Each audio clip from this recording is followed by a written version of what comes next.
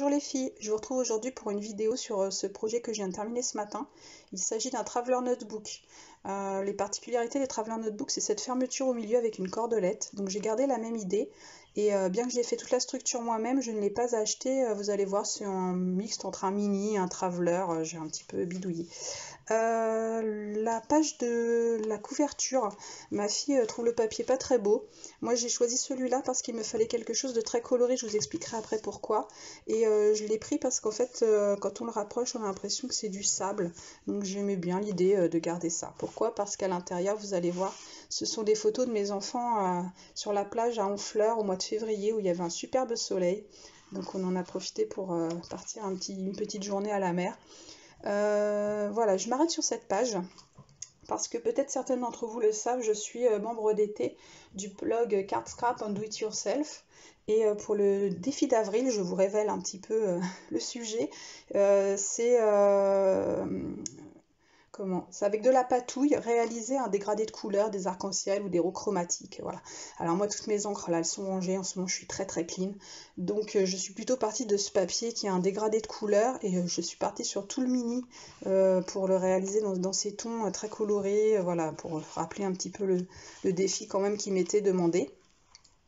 Donc je vous présente toutes les pages que vous avez pu voir sur mon blog Facebook et Instagram.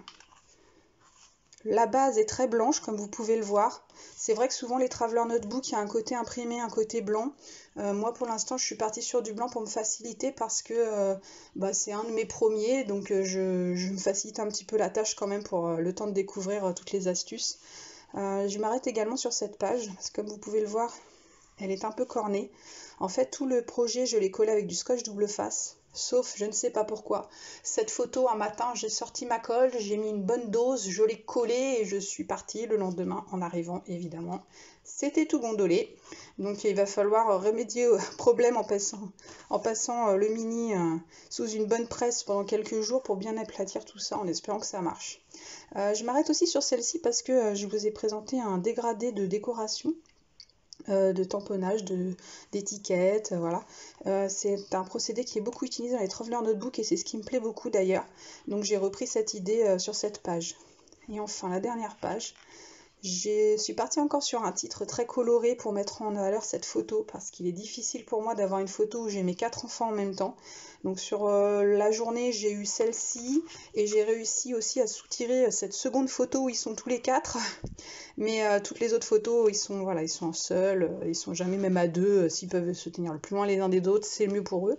Donc voilà, j'étais très contente d'avoir au moins ces deux photos là pour accompagner ce projet. J'espère que ça vous a plu et puis on se retrouve bientôt pour de nouvelles aventures. Au revoir!